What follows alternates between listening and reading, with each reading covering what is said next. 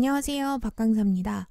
이번 영상에서는 수학 삼각함수들의 특징과 사용 방법에 대해 설명드리도록 하겠습니다. 시작하기 앞서 우리 수학 삼각에 해당하는 범주 같은 경우는 숫자와 관련된 무언가들이라고 생각해 주시면 좋을 것 같아요. 그래서 기본적으로 인수에 숫자가 무조건 들어갈 수밖에 없어요.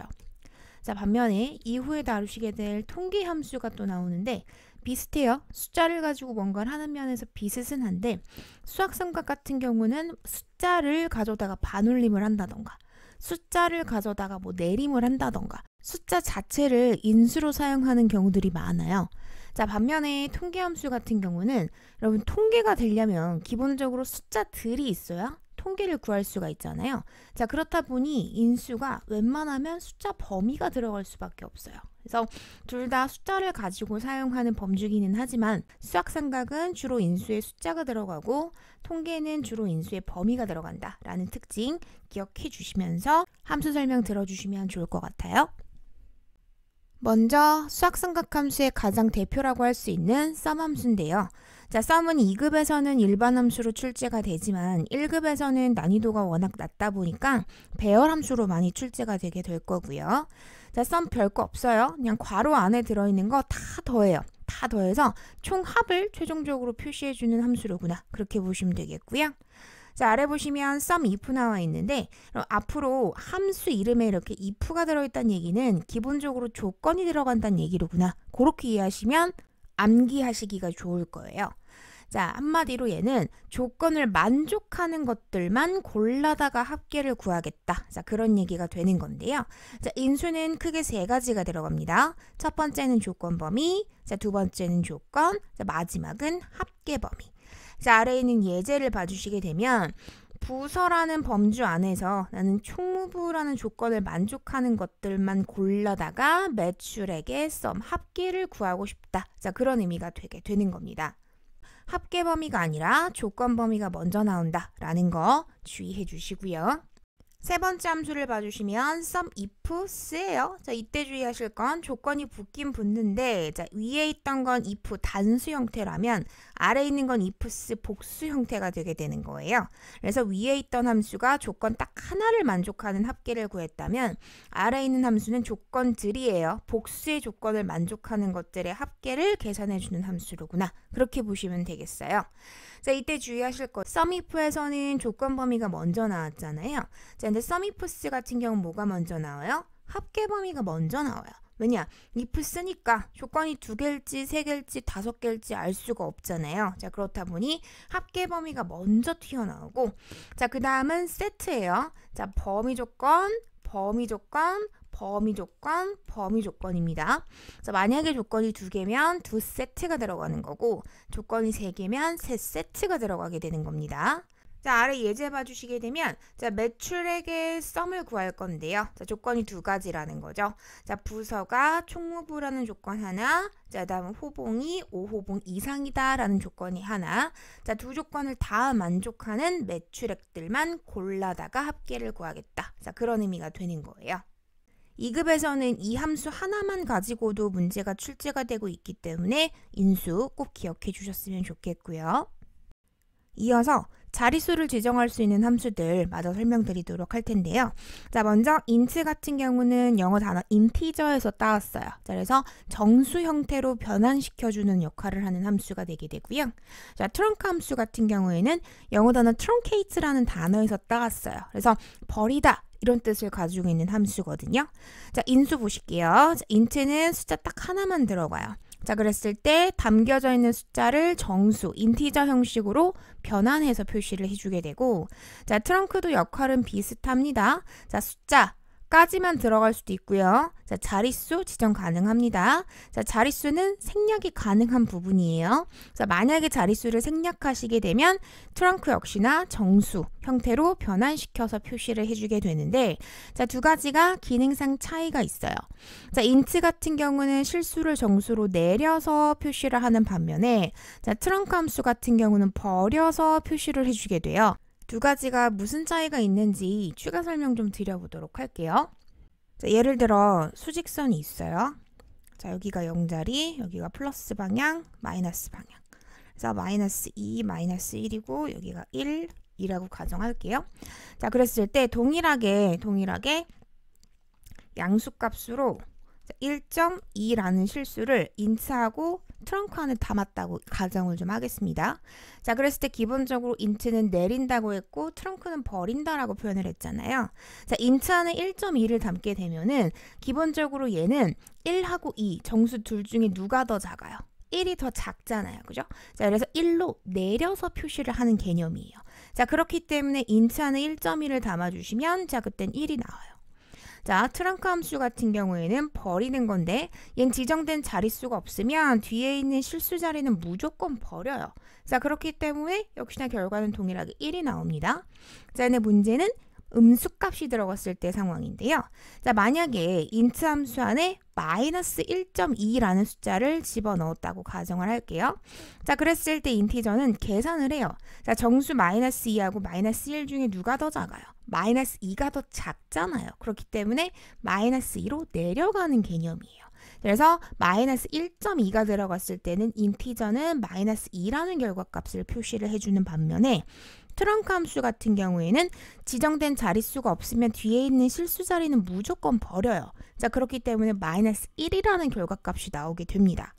차이 이해되시죠? 자, 내린다라는 거랑 버린다라는 거 차이 기억해 주시면 좋을 것 같습니다.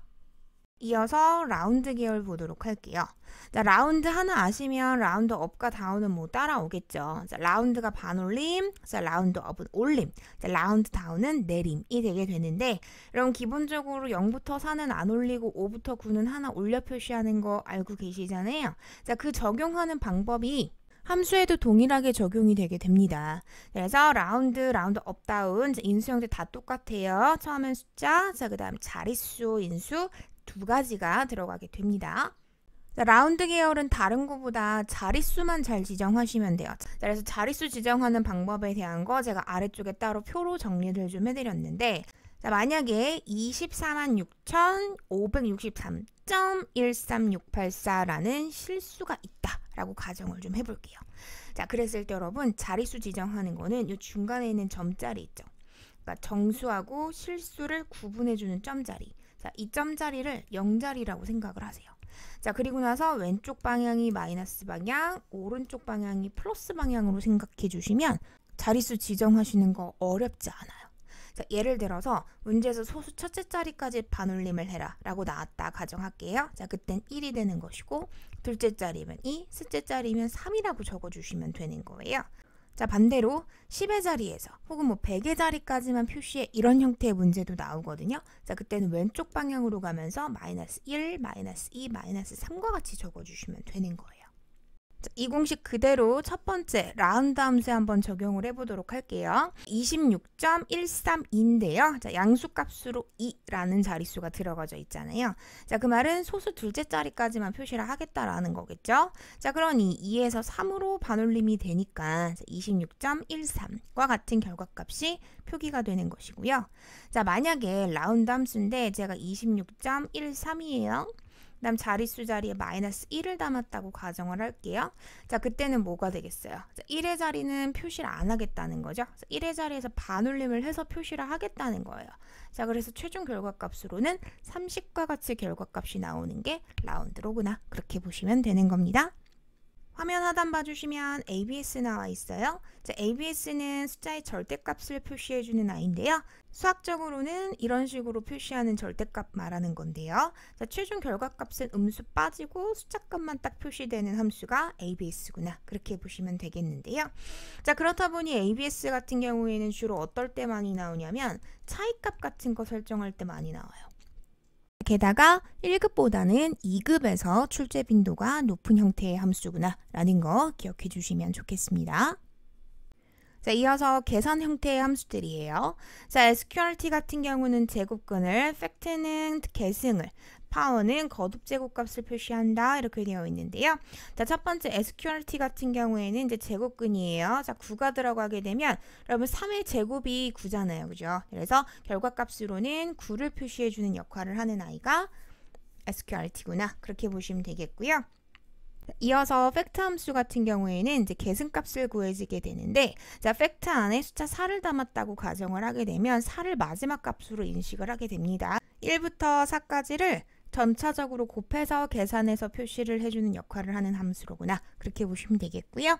세 번째 파워는 거듭 제곱값을 표시를 해주게 되는데요. 자, 숫자 1이 아랫수, 숫자 2가 윗수라고 생각해 주시면 돼요. 자, 파워 안에 2,3을 담아주시게 되면 아랫수가 2, 윗수가 3이 되는 거죠. 그래서 2의 3승에 해당하는 값을 표시해주는 함수로구나. 그렇게 보시면 되겠고요.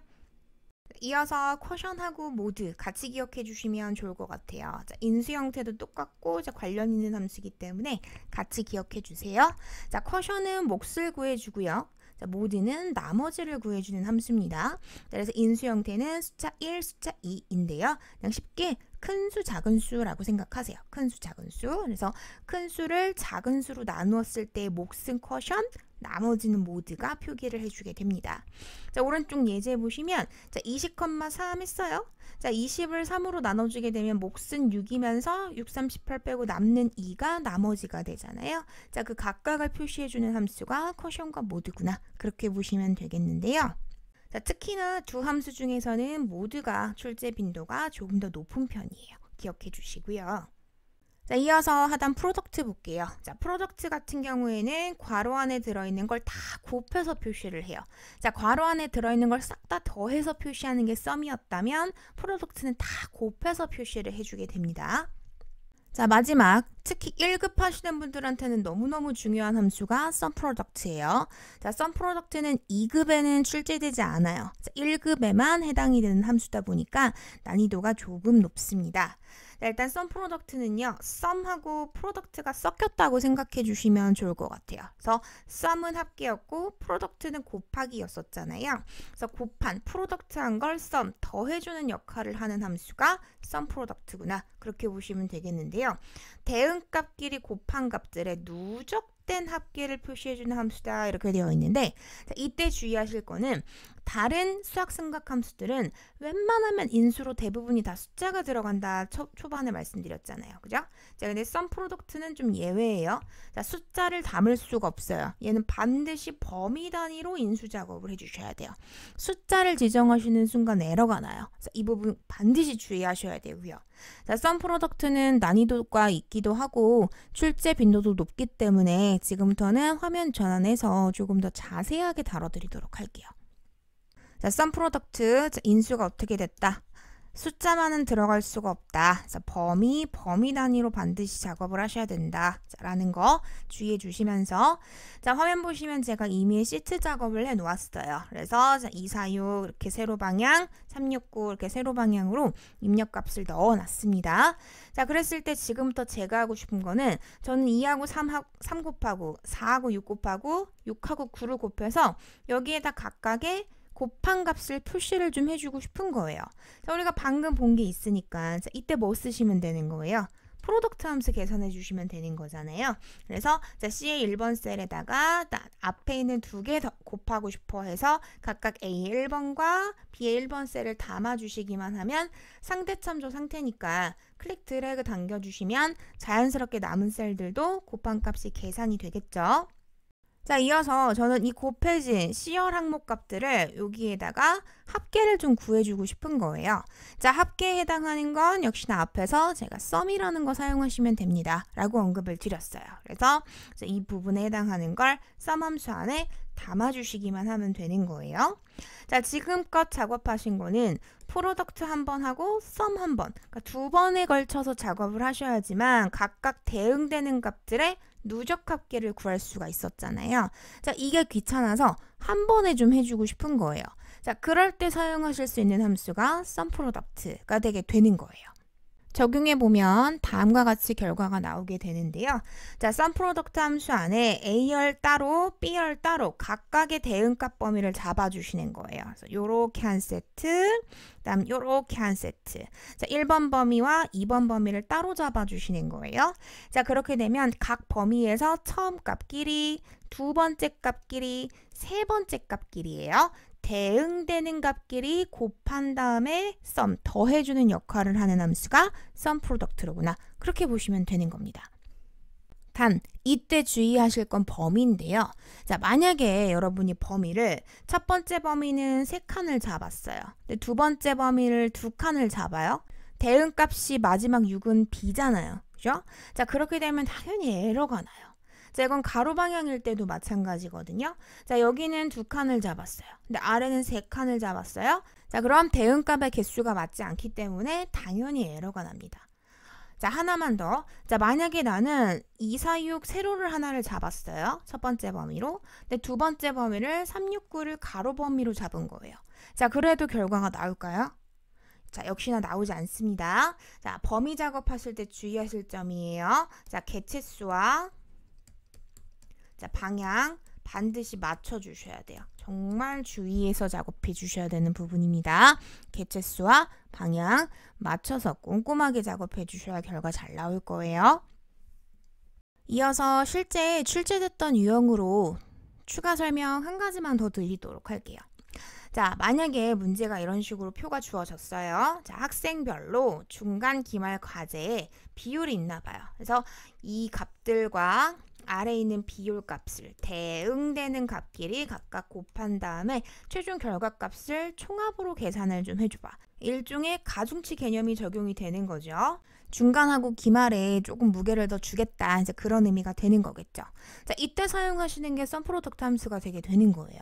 자, 바로 적용을 한번 해보자면, 자, 썸프로덕트 2의 2번 셀 안에 자, 이 A 학생의 중간 기말 과제와 아래 들어있는 비율 범위를 블럭 잡아주시게 되면 처음 값끼리, 두 번째 값끼리, 세 번째 값끼리 대응되는 값끼리 곱한 다음에 당연히 썸, 합계가 구해지게 될 건데, 자, 문제는 우리는 자격증 푸는 사람들이니까 클릭 드래그 당겨 내려가겠죠. 자, 그렇기 때문에 추가 작업 어떤 거 하나 더 참조 반드시 묶어주셔야 좋을 것 같아요. 이렇게만 쿼마리 출제가 된다면 너무너무 좋겠지만, 자, 최근에 나오기 시작한 유형은 여기에서 조금 더 꼽니다. 자, 최근에 나오는 출제 유형은요. 자, 이 비율을 주지 않아요. 표 범위 안에 비율이 없어요. 대신 문제 화살표로 따로 옵션이 제시가 되면서 이렇게 작업을 해줘 라고 멘트는 있어요. 근데 표 안에 숫자 값이 없어요. 자, 그 말은 무슨 말이냐? 나보고 이 범위를 만들어서 작업을 하라는 얘기가 되는 거거든요. 자, 그러니 있으면 클릭 드래그를 해서 담아줬으면 됐겠지만 없으면 뭐 방법이 없어요. 만들어 내셔야지. 자, 그래서 지금부터는 범위 만드는 방법까지 부연 설명 좀 드릴게요. 자, 엑셀에서 범위 만드는 방법 크게 두 가지 타입이 있습니다. 첫 번째는 행범위. 가로 방향에 해당하는 범위를 말하는 거고요. 자, 두 번째는 열범위, 세로 방향에 해당하는 범위를 말하는 건데요. 자, 행범위를 만들고자 하실 때는 반드시 중간중간 쉼표를 찍어 주셔야 되고, 열범위를 만들고자 하실 때는 반드시 중간중간 세미콜론을 찍어 주셔야 돼요. 자, 쉼표하고 세미콜론 구분 잘 해주시고요. 자, 이 부분은 뒤에 배열 함수에서도 동일하게 적용되기 때문에 이번 기회에 잘 정리해 주셨으면 좋겠습니다. 자, 우리 문제 같은 경우는 지금 학생들의 점수가 행방향, 즉 가로 방향으로 입력이 되어 있는 상황이에요. 자, 그러자니 비율에 해당하는 것도 행범위, 즉 가로 방향으로 만들어 주시는 게 맞겠죠. 자, 그렇기 때문에 범위 설정을 화면과 같이 중간에 컴마를 찍어서 이렇게 작업을 해주셔야 맞는 거예요. 자, 그래서 요게 화면에 있는 이 표 범위를 대신을 하게 되는 거죠. 자, 그래서 썸프로덕트 안에 자, 이런 식으로 담아주시면 되는데 문제가 뭐냐? 제가 앞에서 썸프로덕트는 이런 식으로 숫자 값을 인수로 쓸 수가 있다 없다? 없다라고 말씀을 드렸잖아요. 자, 사실상 이렇게 적어주시게 되면 지금 현재 썸프로덕트 안에 인수가 몇 개가 돼요? 범위 하나, 숫자 3개, 총 3개의 인수가 들어가져 있는 상황이 되는 거예요. 썸프로덕트 규칙에 맞지도 않을 뿐더러 이런 식으로는 작업을 하실 수가 없어요. 자, 그렇다면 자, 이게 숫자가 아니라 범위야 라고 인식을 시켜줘야 하는 거잖아요. 자, 그렇게 범위로 인식을 시켜주고자 하시면 우리 지금부터 양쪽에 중괄호를 입력을 해줄 거거든요.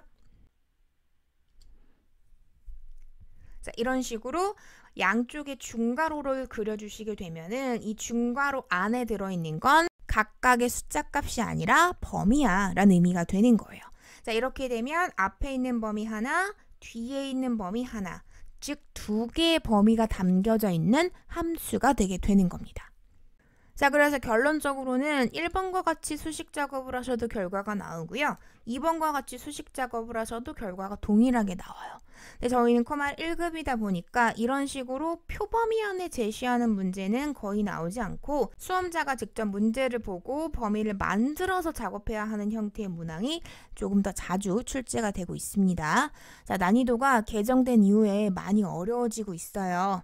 참조 범위 지정하는 방법에 대한 거 반드시 기본 개념 숙지해 주시기 부탁 좀 드릴게요. 설명드린 내용 바탕으로 인수 정리 잘 해주시고요. 자, 이번 영상은 여기까지 하도록 하겠습니다.